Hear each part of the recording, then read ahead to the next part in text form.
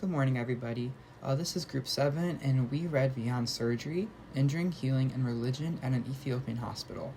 This book was read, and this presentation was created and read by Nathaniel Davenport, Aubrey Gibbs, and Taylor Lewis, and we look forward to give you some information and knowledge about the book we read for class. So what is this ethnographic about? This book is about the study of how medical care, religion, and personal growth come together at a hospital in Ethiopia.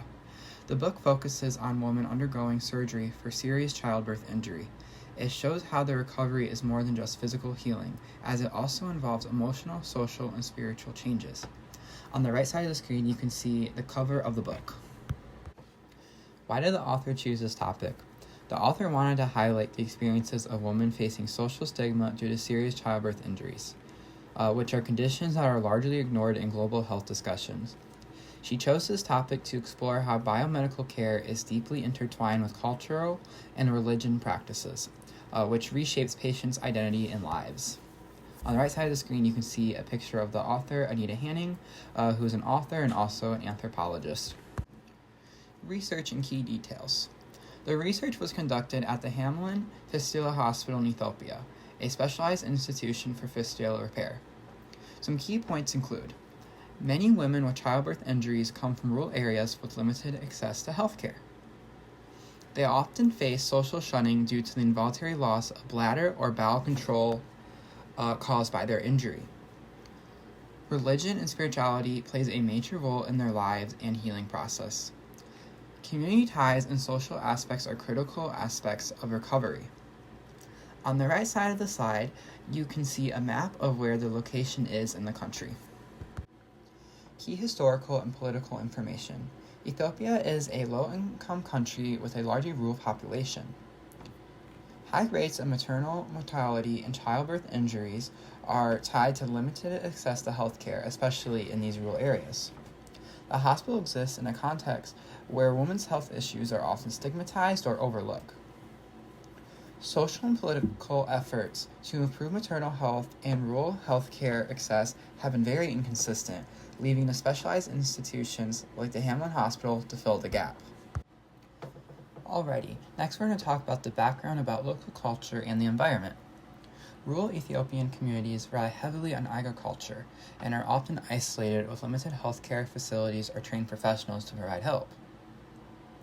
Cultural norms surrounding childbirth emphasizes privacy, which can delay the seeking for medical help for complications that may arise. Religion is central to many aspects of life, and spiritual healing is often sought alongside medical care. Research and participants. The author worked closely with patients at the Hamlin Hospital, focusing on women recovering from fistula surgery. She also interacted with healthcare workers, caregivers, and community members. Participants were selected based on their experiences with childbirth injury and their involvement in the hospital's care process. Gathering evidence.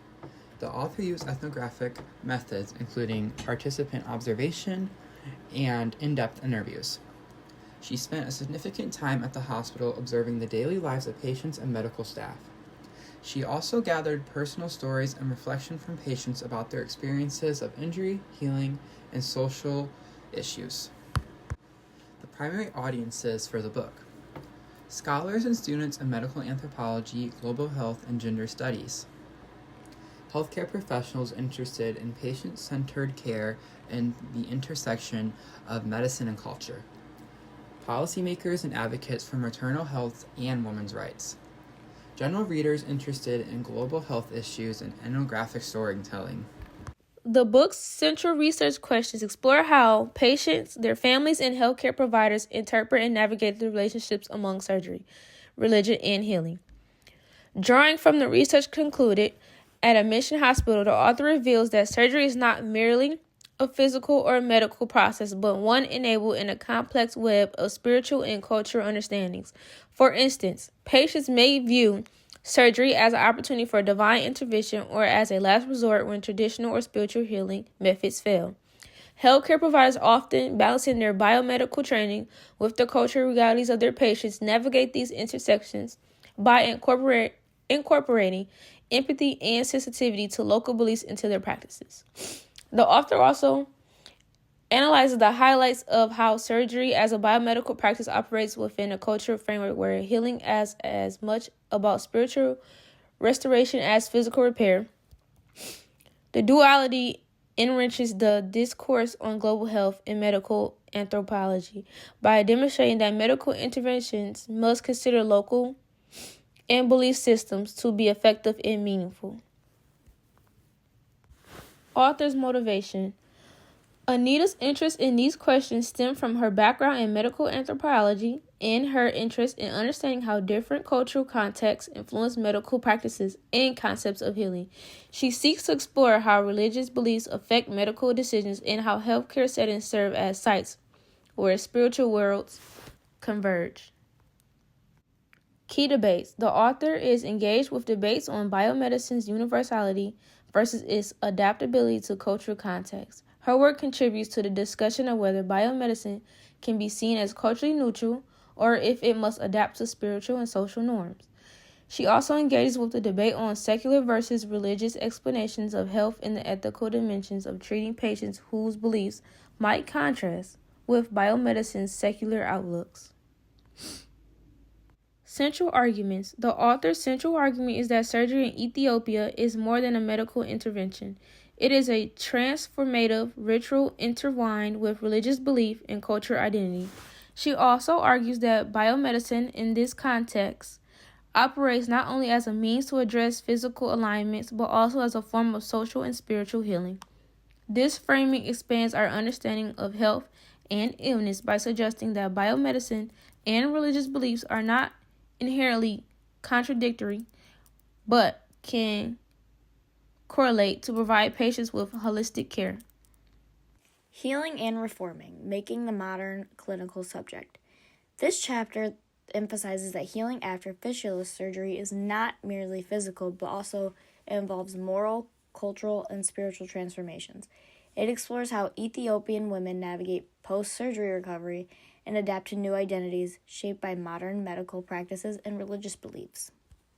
A key example of ethnographic evidence would be the leaking and hygiene training at Bahir Dar Fistula Center. Many of the patients were there to learn proper hygiene after dealing with their surgery recoveries. An example of this would be women leaking tons of urine in class and the teachers constantly having to clean the floors. This really showed how the struggles of their healing journey affected them and their idea of healing overall. Another example of ethnographic evidence would be failures of local healers. A quote from instructor Zufran dismisses traditional practices and really puts his faith in God and the use of an actual hospital. The quote states that it is not because the slaughtered chicken is circled around your head that you will be cured. Your pain will only be cured when you get an operation. This shows the tension between biomedicine and traditional medicine and the highlighted cultural shift women undergo as they embrace biomedical explanations over traditional beliefs. The third key example would be in the role of religion portion. Doctors were viewed as having God's blessing, reinforcing trust in biomedical care.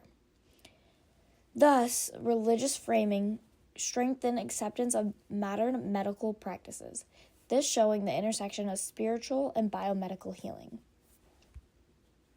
Overall, all these examples supported the book's overarching claim that surgery is a transformative ritual. By juxtaposing biomedical and traditional healing methods, Hanning demonstrates how biomedicine in Ethiopia is not just a physical intervention, but also a moral and spiritual act of redefining patients' lives. In between these chapters, Hanning describes the story of Tayu. Tayu's story really helps understand the personal struggles that some of these women were experiencing. She started off as a really young bride. She had a traumatic childbirth. She had so many unsuccessful surgeries and really, truly found herself while staying at the center. With this, shows how not even just Taeyu transformed, but many of the other women did as well. They found truly themselves and how important healing is, religious identity is, and really being one with your surroundings and really finding comfort in the other women around you as well. Overall, this example from failed surgeries and religious conservation shows that Taeyu's unsuccessful surgery and her tons and tons of therapy led her to convert from one religion to the next. She found that being a Christian caused her more comfort than anything else. This example shows that even though the body was having a hard time healing internally, Taeyu found a way to heal. In connection to this argument, this shows that healing requires new perspective sometimes. Sometimes surgery is not sufficient for proper healing of oneself. As well as the Bahir Dar Center for Fistula patients, there is a Desta Mender Center. The Desta Mender Center helps women build new lives. It teaches them how to live with their stoma bags. There are so many limitations to having a fistula surgery that getting a stoma bag in place of this helps a lot of women stay in control of their bladder. With this, it is hard to live life with a bag hanging from you. So this center really helps women adjust to their bags. Another key example of ethnographic evidence would be in the technological intervention section. The women here are learning how to live with their stoma bags and participate in daily life. Hanning describes a woman named Salish and how living at Desta Mender gave a lot of women the tools to navigate society and really help them fit in with life with this new bag attached to them. However, it made a lot of women feel really trapped, and they really hated it. They did not want to live at Desta Mender. They wanted to be home with their families. So a lot of people seen it either as a positive, but it also could be seen as a negative. Hanning gives the story of Amina and her tragic death from renal failure. However, this was seen as God's plan to many of the women there. At Desta Mender, they saw Amina as a child of God, and she was meant to die for a reason. This shows that so many women have different outcomes of personal health and healing. The connection to the overall argument of the story would be that healing is so unique to oneself.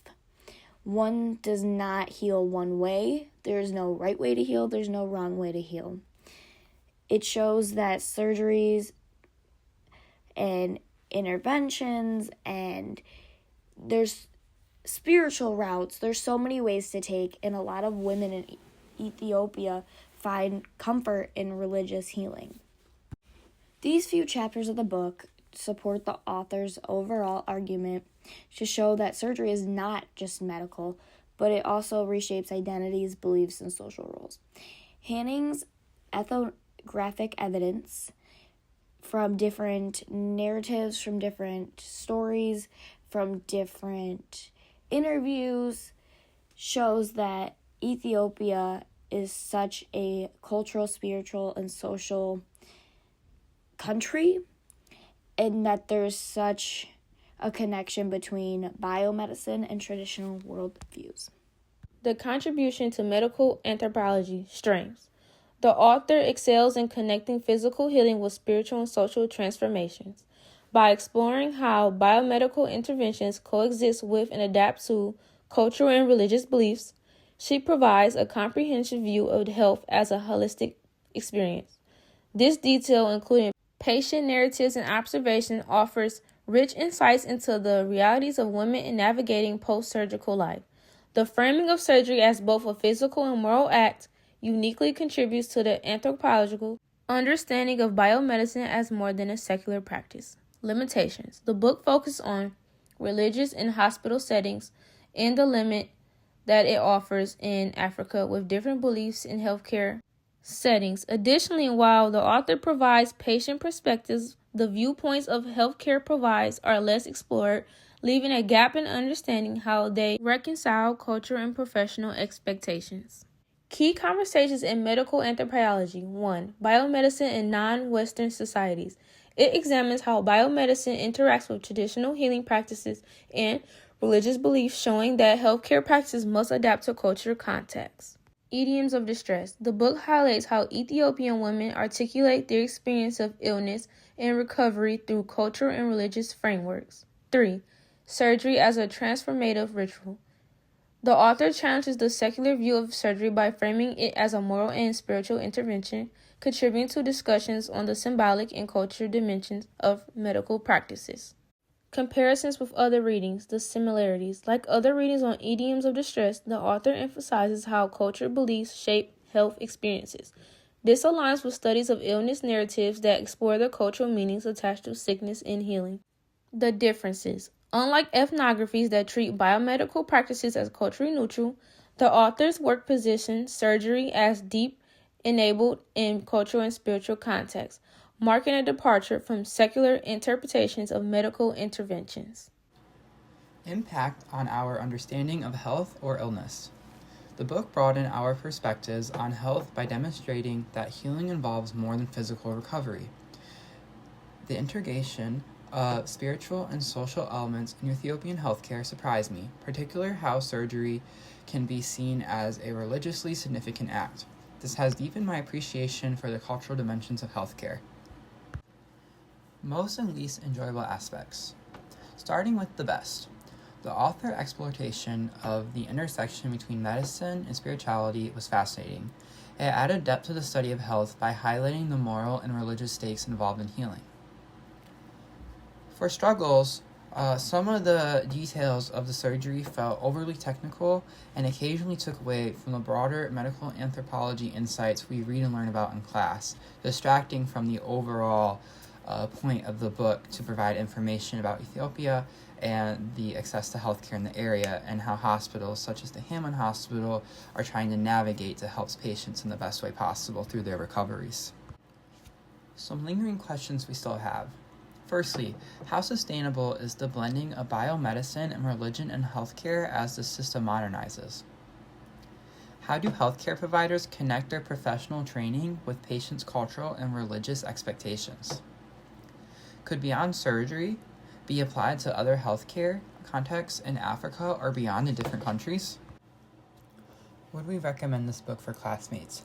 Yes, we would recommend this book for classmates because it explores how culture, religion, and biomedicine intersect in certain different settings, as shown throughout what we have learned this semester in medical anthropology, and provides a compelling case for studies of understanding a holistic nature of healing, a key theme of medical anthropology. And this book challenges conventional views of surgery and biomedicine, making it an invaluable resource of understanding the cultural dimensions of health and illness that you should definitely check out.